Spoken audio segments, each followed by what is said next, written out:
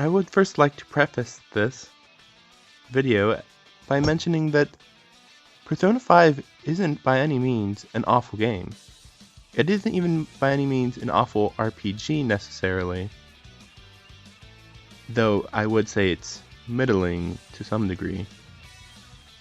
What I truly would like to address in this quite long video is how when Persona 5 released, it was praised for its ingenuity, its sharp design, its wonderful storytelling, its characters that seemed real and filled with this unbridled justice. When in reality, we had seen a few games do this quite long ago.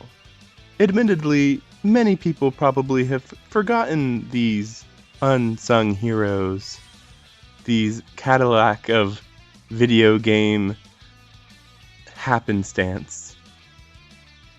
I don't. So I'd like to delve into what Persona 5 does, and more importantly, what it has also forgotten. We'll start off the story.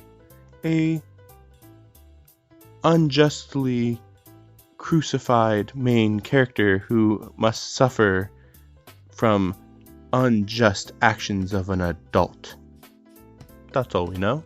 That's pretty much all anyone else knows other than, Japanese society.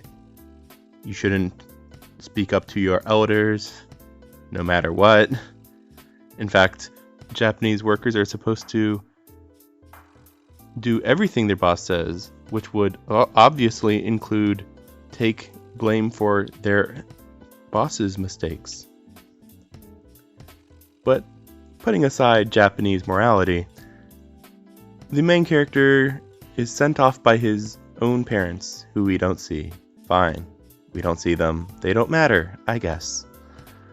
And he comes to his uncle, I believe, or was it family friend? But whatever. And this man, while understandably, very begrudgingly accepting this duty, for some reason, doesn't put him into his own home. Quite odd to accept a child who you have no proper room for in an attic above a business a home does not make. Heck, I don't even think he feeds you most of the time, if you really think about it. This is the part where I'll diverge from the story quite a bit, because while the first villain is flawless, as many people know, and the second villain is a bit odd, but still you have to hate quite a bit, the third villain is where things become a bit of an issue, mostly in the level design being quite repetitive, quite uninteresting to look at, and also by this point in the game, it's pretty easy to be overpowered. It doesn't help that by the end of this level, you're going to fight one of the most uninspired bosses of all time. Not design-wise necessarily, just you are going to non-stop hit him with your most powerful attacks, and he will die, and nothing else will happen. Okay, I guess that's fine. It's the next dungeon in this pyramid, which is where most people end up giving the game pretty much a free pass because it's so well done. And I'll admit, I was a bit guilty of this as well, because it's a break of pacing, it's a cool location, I don't even think it's boring like some people believe. However, it is odd when you think about how much this is so similar to Persona 4 and how it gets resolved by bringing in somebody into their own mind, basically. And then once they're in their own mind, they can't affect it at all. I mean, the whole palace should have just completely collapsed at this point. And the idea that some people have palaces and some people don't have palaces, I mean, if you have trauma, you have a palace. If you're power hungry, you have a palace. But if you're manipulating people, maybe you have a palace, maybe you don't have a palace. Does a sense of selfish pride in one's actions what creates this palace?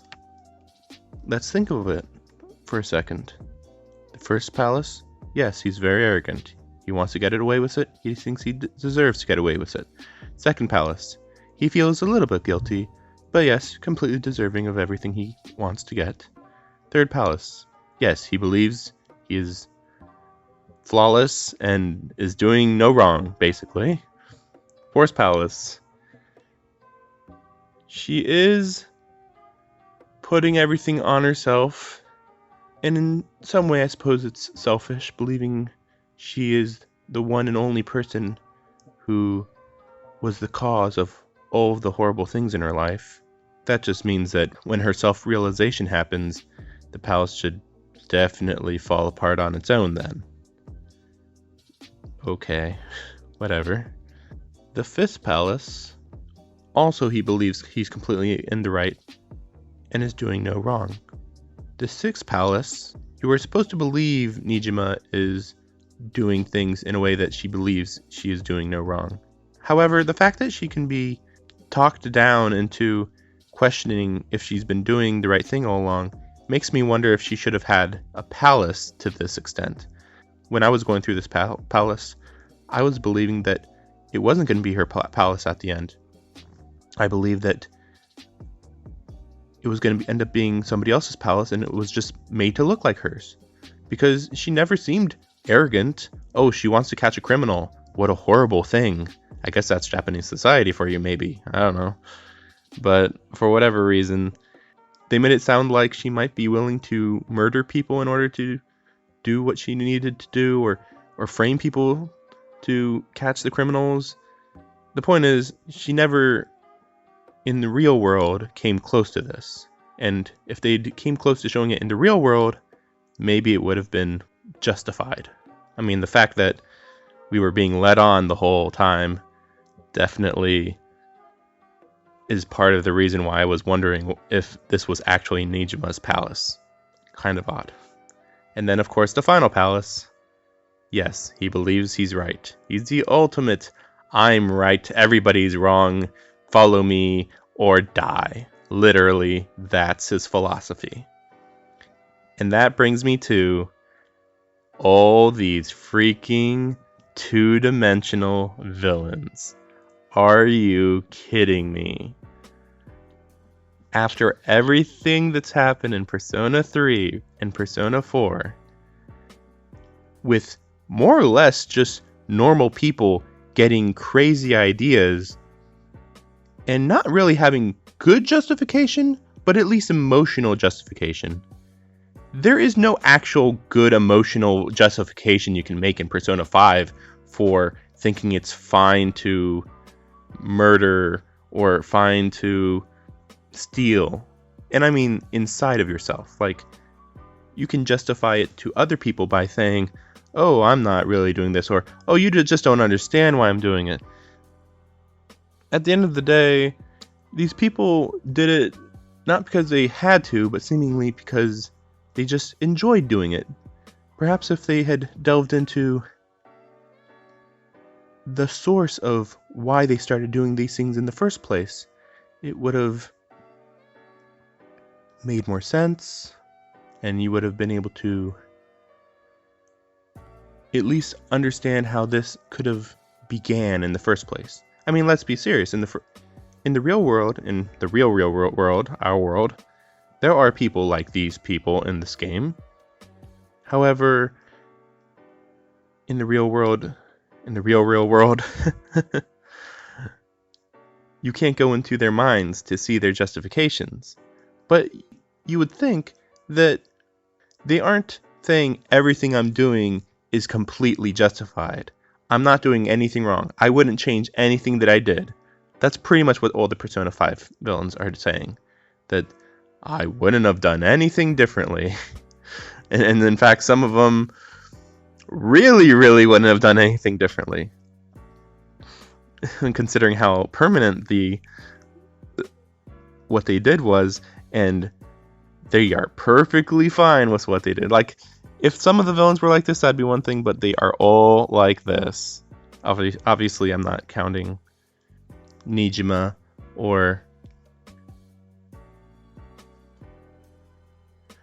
But then the fact that taking that treasure away from them changes them so completely.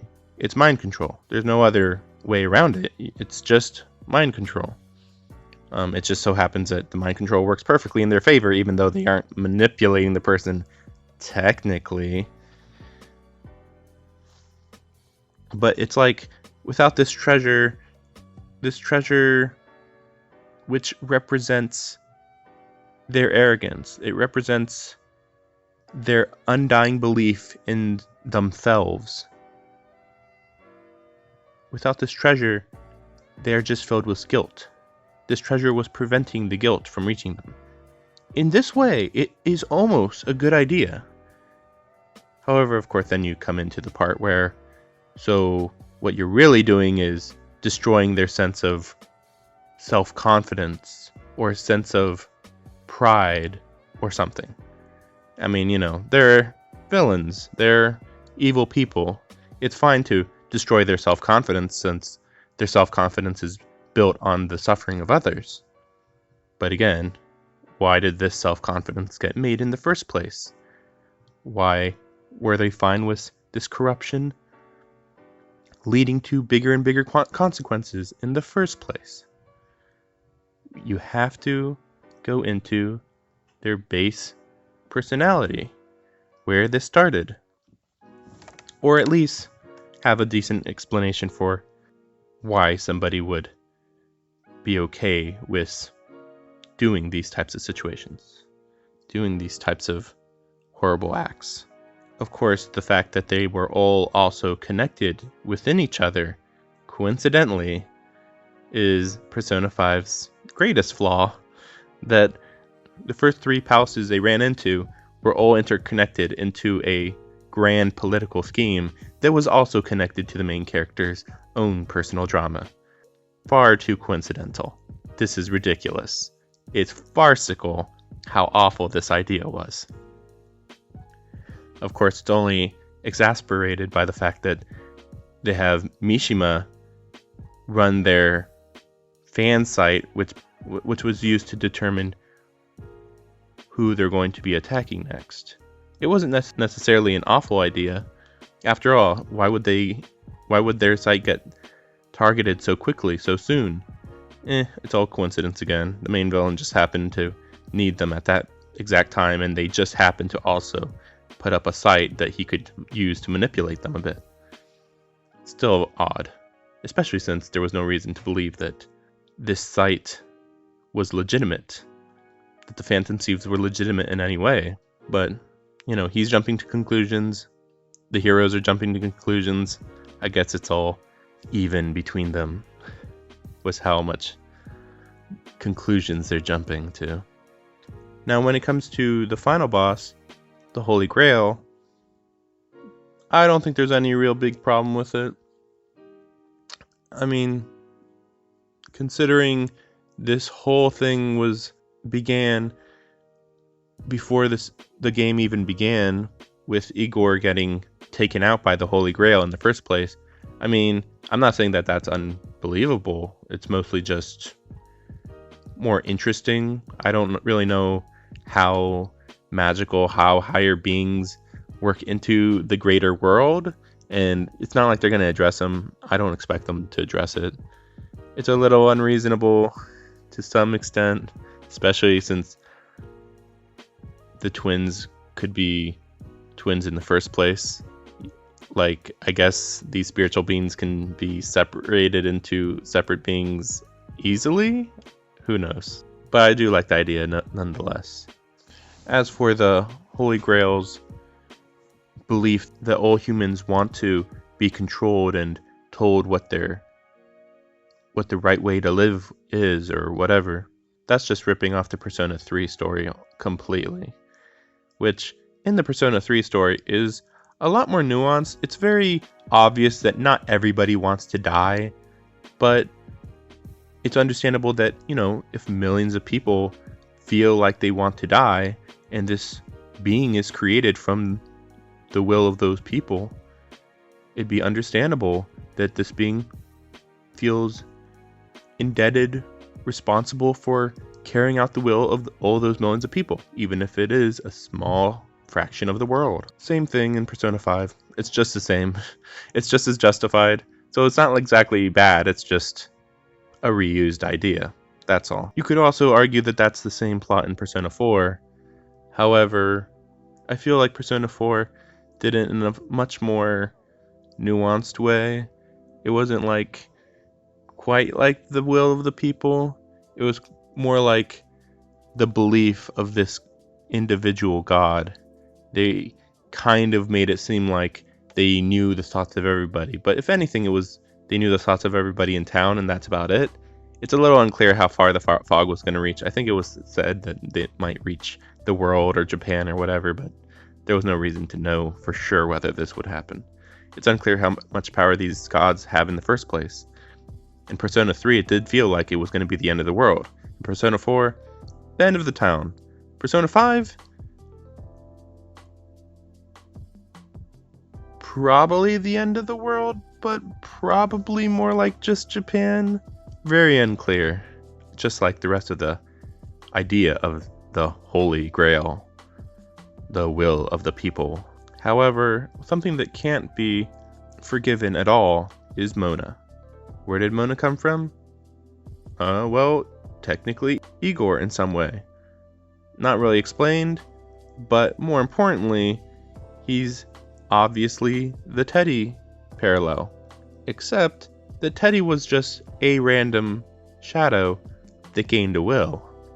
I mean, I wish there was a better explanation, but that's obviously what happened. Versus Mona, seemingly was just born with a will from the get-go, but then didn't have memories, and then got thrown into the real world, and then just happened to run into this random castle, which also just happens to be the place where the Fool Arcana user would end up being awakened. It's very odd. And then, of course, on top of that, Mona tries to act as the de facto leader of the whole group when he admits to not quite knowing the full goal of the group, or even have any morality of his own. And as we go through the game, he ends up having less and less confidence, admittedly. I suppose that less and less confidence does make him a bit more understandable as a being that only knows that he has to help these kids and nothing more.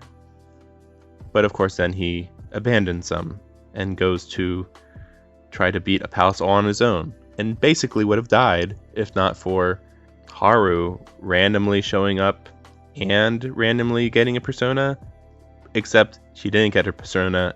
It was half awakened or something, because Mona says,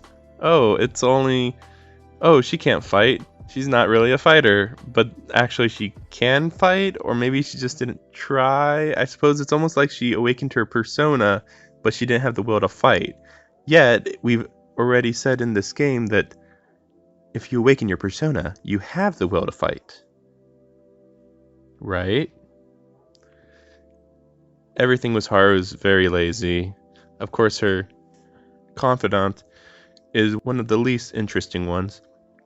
It's fine if she wants to be a coffee house owner in the future.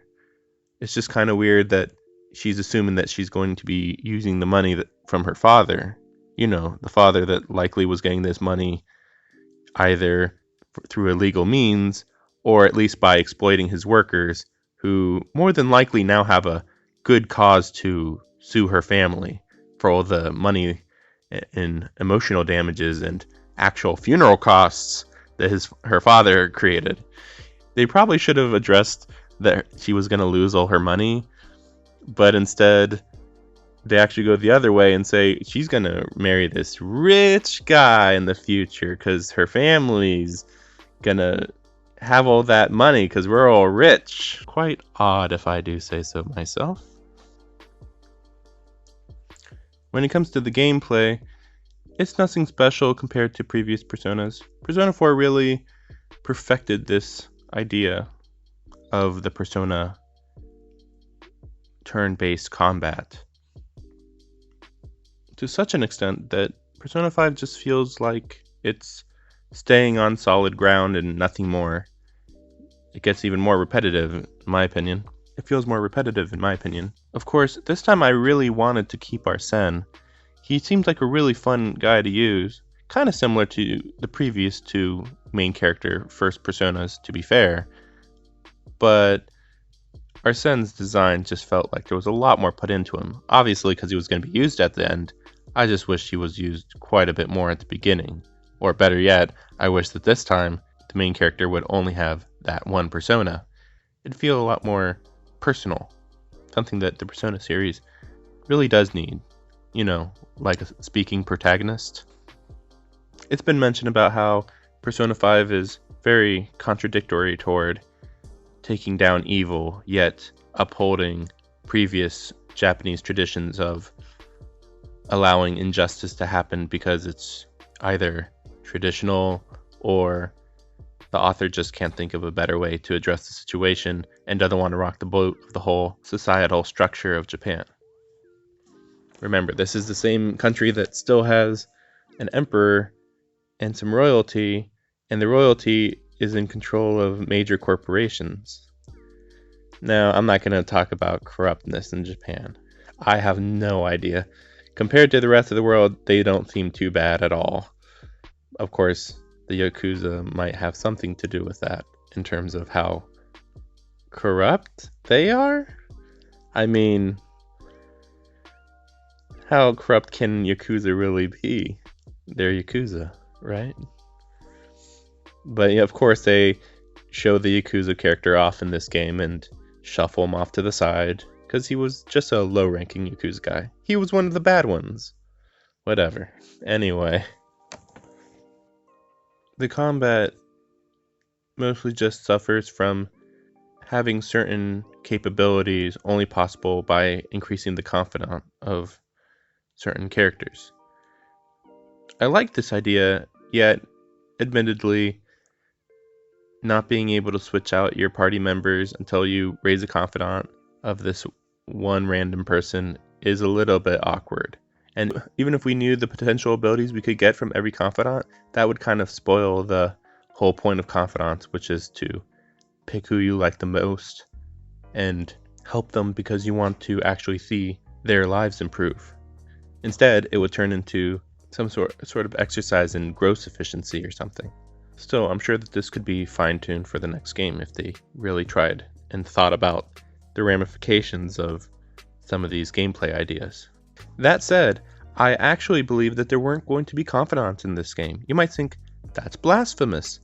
Persona's all about social links, working together with people. Why would they ever get rid of confidants or, social links? Well, to be fair, I expected them to be part of the party. I expected side missions with the party members, of course. But Persona 1 and 2 didn't have confidants. It's almost like by focusing on the main characters, you grew to like and understand the main characters and see how they fit in the main story overall better, rather than having significant story material be drained into these 15 plus basically side story characters who, yes, they help with the theme of the game, but it'd be better to work on the main story first rather than work on the theming through side characters that aren't gonna affect the main story at all. I mean, that's why they added abilities to the confidants this time, to try to make them more relevant, at least in terms of gameplay, because they knew that they couldn't add a random confidant to randomly affect the story. It'd just be way too complex. But again, just have more team members to do more confidants with that could be connected to the main storyline. It's kind of like an illusion of choice. People like choice in games, but Persona 5 doesn't really have choice. It gives you options. Options that at the end of the whole game, you're probably going to end up doing 80% of it anyway. It doesn't really matter what you choose while you go through the game. You'll end up doing 80 to 100% of the confidants, no matter what you do. And of course, then there's the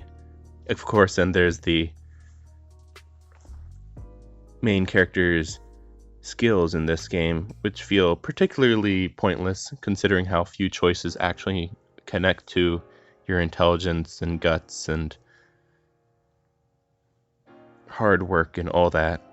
Admittedly, these changes couldn't be done very easily at all.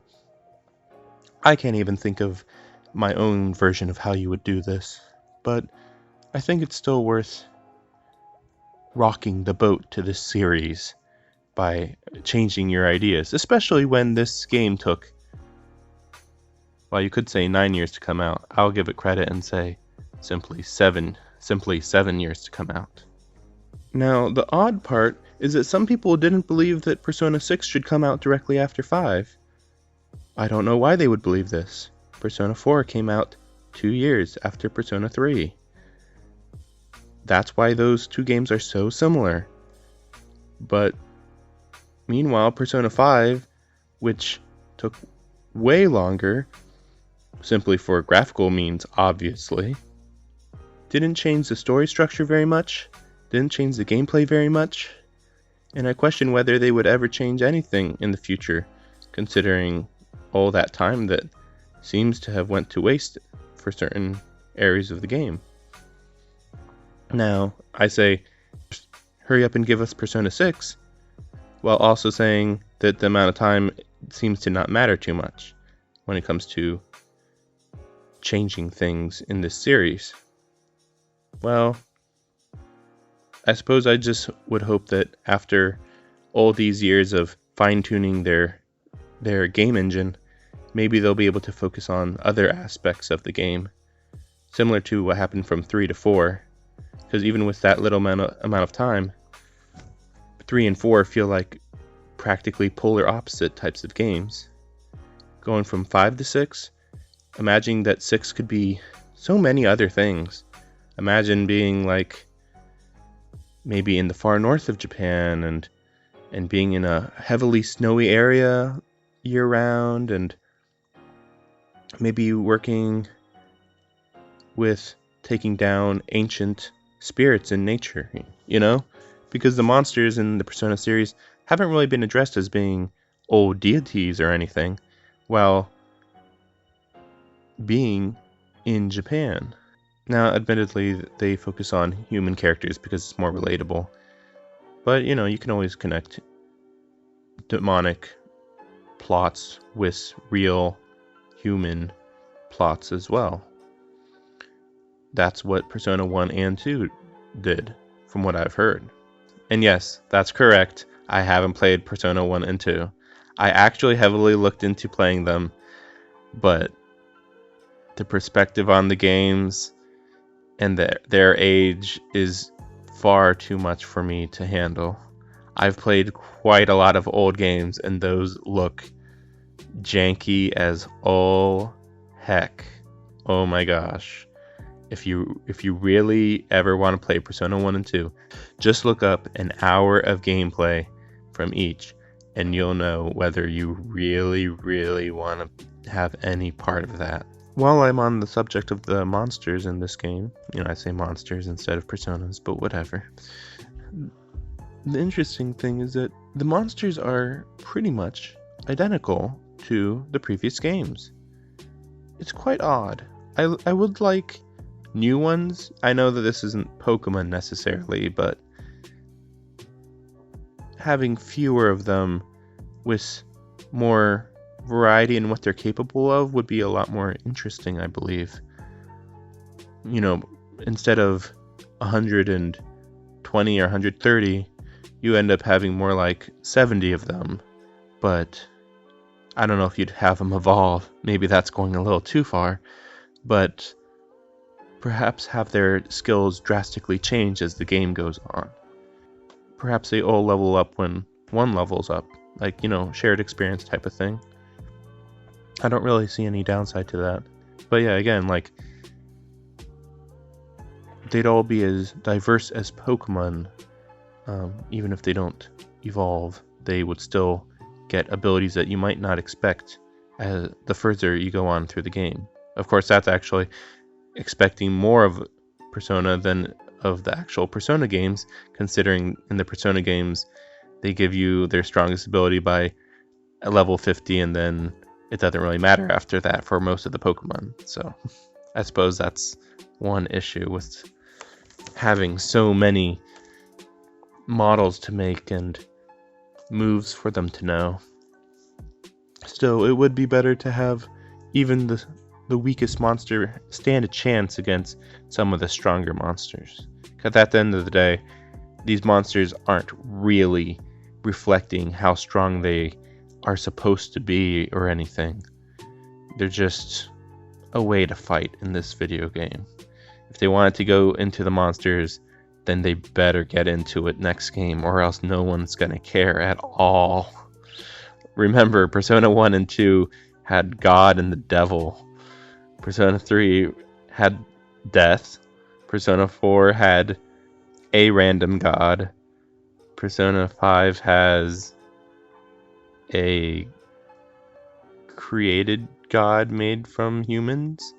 It's a little less interesting, especially considering that this made-up god was being guarded by archangels. It really builds up who you're going to go against when you're going against a few archangels, but then you get to the actual boss and you're just wondering why these archangels are working for this thing that can't even really be called a god or a monster. It's very inappropriate, I feel.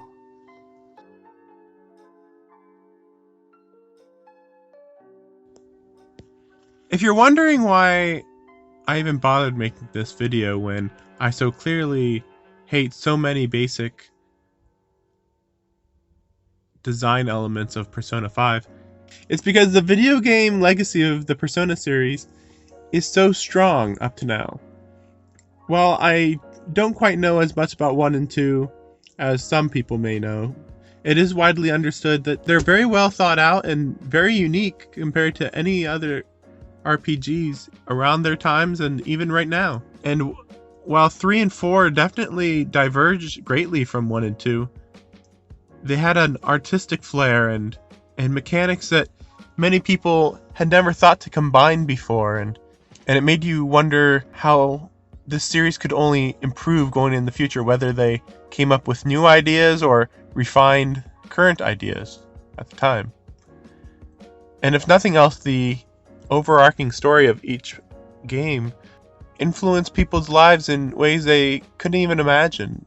It made them think of things in ways that they may have never thought of ever before. So compare that idea to the way that Persona 5 story is done. Persona 5 story is a wish fulfillment story in a way. And an unoriginal wish fulfillment at that. It's a wish fulfillment not born from wanting to be understood by others and becoming friends with others, or trying to ignore or surpass death in some way. It's a want to be special, better than those that you believe are no better than yourself. And while that's not necessarily a negative idea, it is exactly what the villains of most of these types of games are always thinking themselves. In a way, the Persona 5 Phantom Thieves are the villains themselves. I know this is silly, it's very roundabout. Obviously they're not the villains, right? But at the same time, if they went against a good enough adversary, I feel like their shortcomings would have been made far more obvious. Because they're trying to reshape the world in the way that they believe is correct or better. But to some extent, that's what every single villain is doing up to this point. Of course, every villain up to this point, I'm talking about the end of the story, of course. Every villain was trying to do what they thought was better too, but of course, they just had very, very single-mindedly selfish goals. But what if you had somebody like Adachi from the previous game? Or what if you had somebody like Saotomi from Persona 4, who all he wanted to do was save people. But he saved people in such a way that he actually ended up being the cause of suffering. An antagonist like that would not be dealt by the Phantom Thieves in a satisfying way at all. They would pretty much just preach to that person that they were wrong all along. They should have thought through their actions more.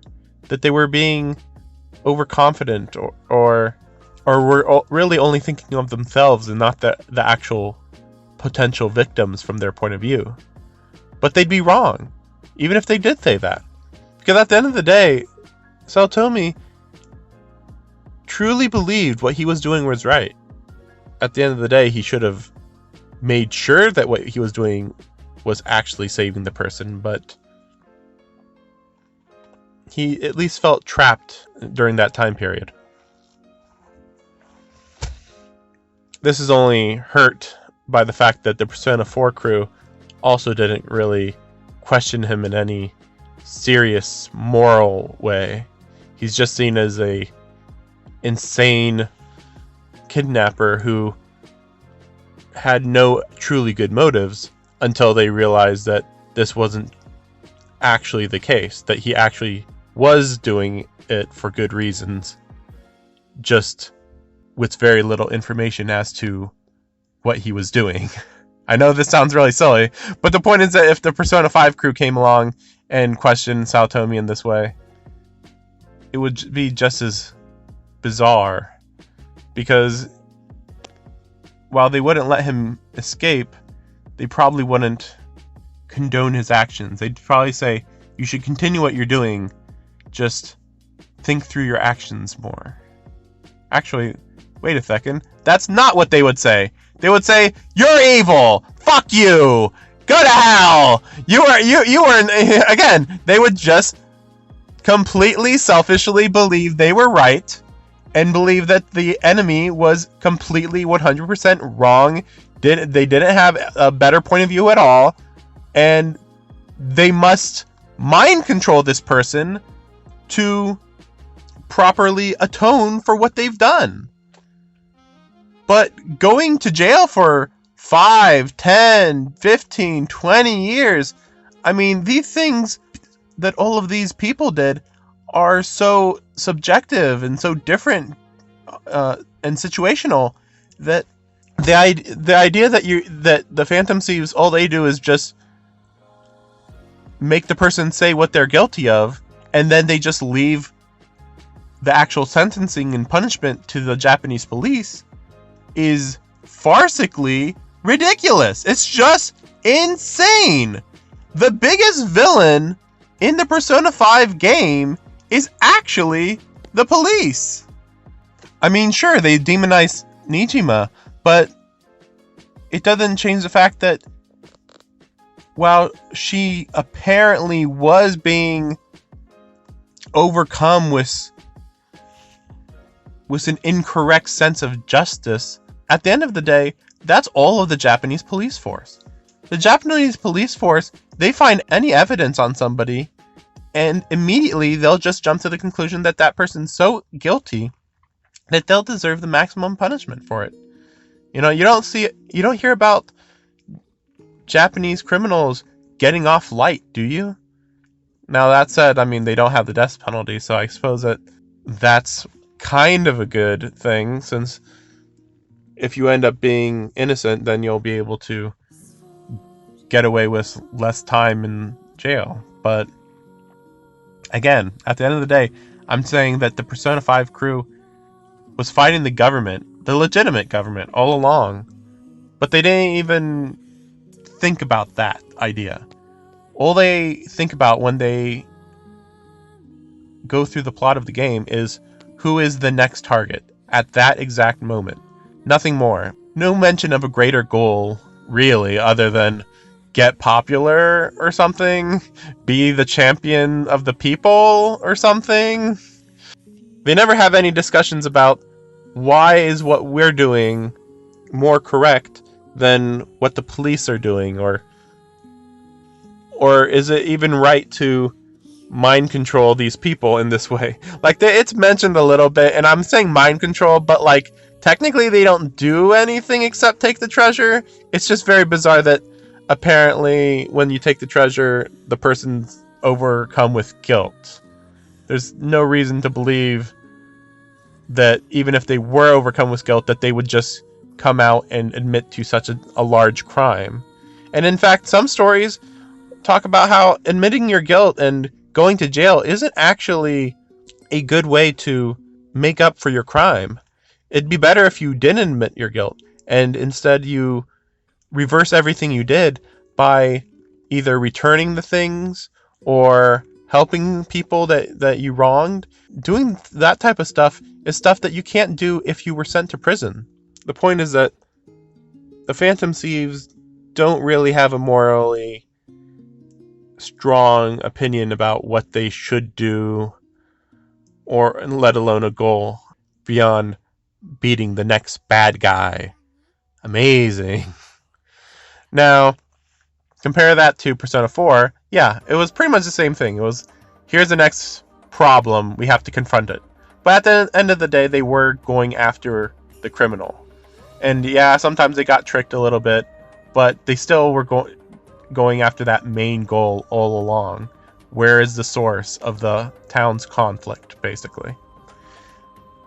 Same thing with Persona 3, where they're trying to figure out the source of the midnight hour, and they're trying to stop these horrifyingly powerful creatures from hurting the populace. They're following a line that they set for themselves when they said what their goal was at the beginning of the game. But Persona 5 stating near the beginning that they'll fight injustice no matter who they are. They can't run from the Phantom Thieves. They can't hide from the Phantom Thieves. The Phantom Thieves will uncover all wrongdoing. Well, the Phantom Thieves didn't really do that much. They stopped an immediate threat to some extent, but at the end of the day, there's no reason to believe that Shido was the only corrupt politician. In fact, there's reason to believe that there's many other corrupt politicians. It's been mentioned in other videos, but there were many people on Shido's side who weren't taken down along with Shido. While Shido did admit his guilt, there's no reason to believe that he would say in court every single person who was helping him along the way. And of course, there's the whole thing where, maybe the people that were his associates would kill him before he would even get to court. There's no reason why the Phantom Thieves should have thought, oh, well, we stopped Shido. That's all that matters. Like, that's why the idea of the palaces should have been fundamentally different. It should have been that when a palace is created, it is literally imprisoning the free will of the people in that area. So like with the school, it would be that Kamoshida, when he terrorizes these people, he's literally taking their free will and putting it in his palace and enslaving it. Instead, what they did was that the people in the palace are just manifestations of what the palace user wants to do to the people, or it's like a metaphor of what they're actually doing to the people. But again, like if that was representing the actual person's mind, the stakes would be raised dramatically. In fact, there's no reason for it to have not went that way. It seems like at every turn, the Persona 5 story staff, whoever they are, they didn't want to make the story too real or gritty in any way. They just wanted a sort of common wish fulfillment without offending anybody, even criminals to some extent. And of course, there's the weird part where the first palace is far more intense and urgent than most of the other palaces, which aren't really tense or urgent at all, such as the Spaceport Palace, where the time limit really didn't matter all that much, or the Shido Palace, which was mostly confusing why there was even a deadline to begin with, to some extent, and then the Nijima Palace, which was also very odd. They just say that they're going to do something on this day, but there's no reason to believe that it's actually going to hinder the Phantom Thieves in any way. I suppose all of this is to say that I hope that Persona 6 ends up being a far more focused story rather than tackling vague philosophism about societal ideals. You know, the society should be like this, and we have to do this to slightly affect the society.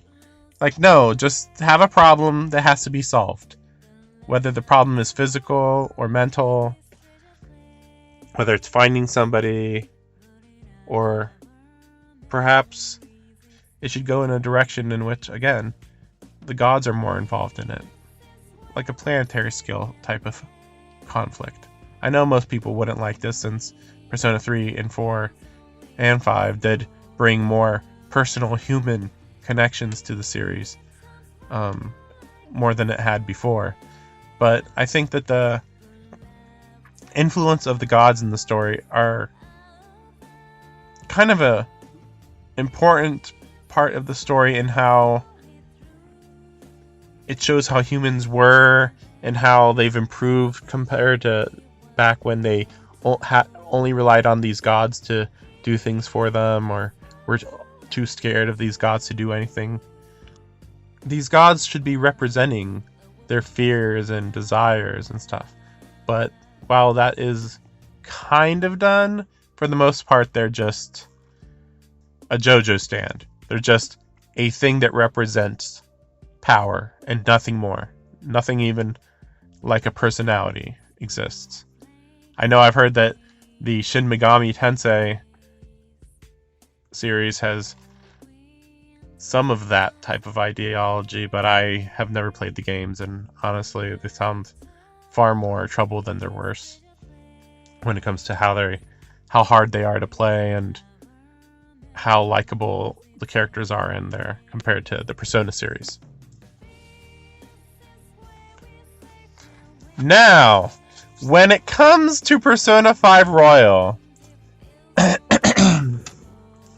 I understand that it's not the grand overhaul that we all, or that some of us, would have preferred.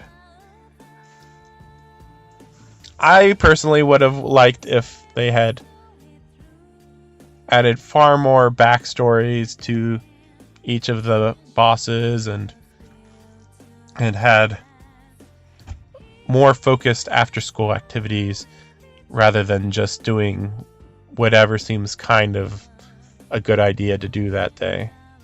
In my opinion, they should add some sort of month schedule in which it gives you all the options you can do, and you pick every option that you want on each day. I know this would take a lot of time, but in the long run, it'll take a lot shorter time, because like in this month, you plan out your day, and then basically it goes to autopilot mode when you go to the after school sequence. You just go straight to the location that you have to go to. There's not much reason for the walk around open world aspect to it anyway. As much as I really love walking through a world and interacting with these interesting real world locations, at the end of the day, it doesn't really add that much to the atmosphere because you can't really interact with most of the world anyway, other than go to a shop, buy an item, maybe you'll run into a thing. I do know that there was this part where Makoto was following you through the world, and that was cool. So maybe if they had something far more interesting like that throughout the game, like, some villain maybe sometimes follows you, or a potential teammate could have been following you at some point, or been in one area all along that you'd run into and you wouldn't even think about it when you ran into them. That never really happened either. This month's schedule would be determined at the beginning of the month, and then it goes into autopilot, and you wouldn't have to worry about going from location to location and navigating the maps, because that's what really ended up taking a lot of time, I think, when it came to out of dungeon gameplay. And admittedly, there would be certain parts that would be a little hard to do that, but some days you can't do anything and they don't want to tell you that ahead of time because then it's a spoiler. But at the end of the day, I think certain events could have just happened either during school or after the after-school activity. Like that you could have also went to the dungeon after school. At night you go to the dungeon. Using up the whole day to go to the dungeon rather than just having the dungeon at night is just a little annoying. Persona 5 Royal has added this new girl character. I'm not really going to say anything about her. She looks fine. It just seems kind of unnecessary. Though I suppose predictable, going by what they did with Persona 3 and Persona 4. Regardless of how necessary she was, it is nice to know that they're going to be continuing at least a little bit into January and February in the timeline. Because, believe it or not, Persona 5 is by far, at least feels like the shortest game, considering the fact that it ends in December, when Persona 3 and 4 both went to between January and March. Now, I don't think that this is going to add that much to the overall story, just because, as it was, you could get through every character and every extra event by the end of December already, if you were really, really good with your time. So at this point, it seems like, okay, I guess if they add 2 or 3 confidants, maybe that will equal out. But again, I'm not sure what these new confidants would be, because again, the confidants are connected to gameplay functions. So I'd have to wonder how important those new gameplay functions are going to end up being. Again, I know basically no information about Persona Royal. I don't want to be spoiled about it. As much as I'm not a huge fan of Persona 5, it is probably around an 8 out of 10 for me. The music's pretty solid, and there's nothing horrible about the game overall. It's just not very long-lastingly remarkable. That said, there is a lot of side games that could and are being made, such as that Persona 5 Scramble game, which apparently is just about a sequel to the main game. I don't know how that interacts with the Royal Edition, since certain events are going to be different or extended in some way. But regardless, I think that Persona 5 Scramble is a much better direction to go in versus the dancing all night direction, which, while having a story, doesn't really allow you to interact with the story in any meaningful way other than to press buttons and see some visuals. It's kind of sad. That said, I have played the Persona Arena games, and the story in those leave much to be desired. They're overly long and aren't particularly deep in any way. They're just filled with artificial drama or repeated character beats for the most part. Scramble doesn't seem to be doing too much with the story, but instead goes for a sort of side story with style over substance, which isn't necessarily a bad thing at all. Perhaps with Royal's changed pacing, things might flow a little more naturally, though I don't know for sure. And again, I don't even know how Akechi's going to be different, because I did hear that might be a bit of a swerve compared to the original game. I do hope that he ends up getting used a lot more effectively. I haven't really went really deep into some very specific things that I liked in the original version, but I actually really like Akechi. Akechi's is very similar to Adachi in some ways, but in my opinion, Akechi kind of represents the Phantom Thieves perfectly. He also is doing things for his own personal goals, and while he isn't thinking about the greater good, he probably would if he didn't have such a heavy personal stake in the events that happened throughout the game. As I met with Akechi with Joker, he just seemed like the most intelligent person. Like, intelligent in the way of being calm and stating evidence and ideas that the others just seemed to be too immature to even address. Which is weird, because by the end of the game, some of the characters stand out as being extremely smart, and seemingly also are smart enough to outsmart Akechi, even though up to this point, being like October or November, they had never shown their intelligence really at all. Remember, Futaba's a genius hacker, yet she couldn't figure out that the Phantom Thieves website was being hacked to direct them toward a specific target. I mean, why would the people at large really care about some food services corporation CEO, even if it is the hot topic on the news? There's far bigger topics, such as dictators, perhaps, or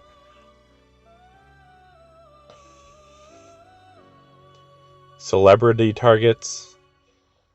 I'll leave it at that, because obviously every single target in the Persona 5 story is related to Shido in one way or another, even though the Phantom Thieves didn't realize it themselves.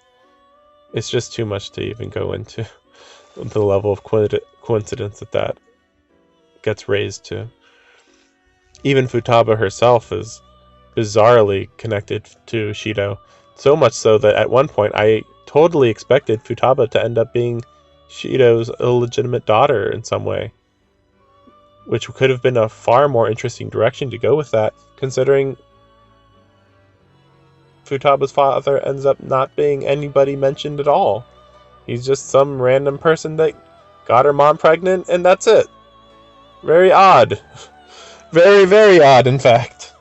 It was strongly hinted that it was going to be Shido. If you really look through the lines, it's very, very, very weird. Now, that said, I just said it was very weird, right?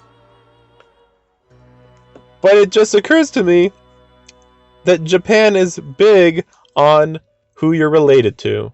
So the idea that Futaba is related to the main villain would imply that she is, to some extent, evil.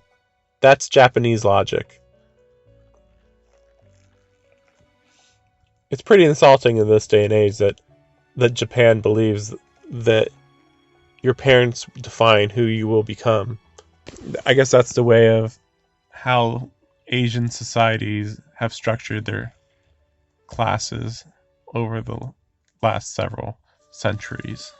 So I suppose you can't be too hard on them, I guess.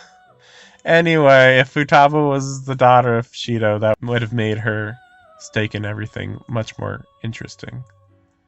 Who knows, maybe they will add that. I wouldn't hold my breath, though. I doubt that the story will be changed, and especially I have to wonder whether they're going to even confront Shido in December. But I suppose they might just add an extra new villain at the end, like they did for Persona 4. where there was a secret villain all along and you just didn't think of it. Or Persona 3, where there was a secret, another layer to the mystery that we just didn't know all along. Persona 5 actually has quite a bit of room for that, especially since Shido has so many people under him that you never even hear most of their names, or any of their names to some extent. But I have to wonder how it would connect to the overall Holy Grail plot to the story. I'll just have a fun time, I suppose. I just want to air my grievances for the inconsistencies of the original game. I fully expect that Royal will become the version that everyone should play, and there will be no reason to play the original at all unless you just want to feel some bizarre, stale nostalgia for mechanics that were perhaps only half sought out and not nearly as refined as they should have been.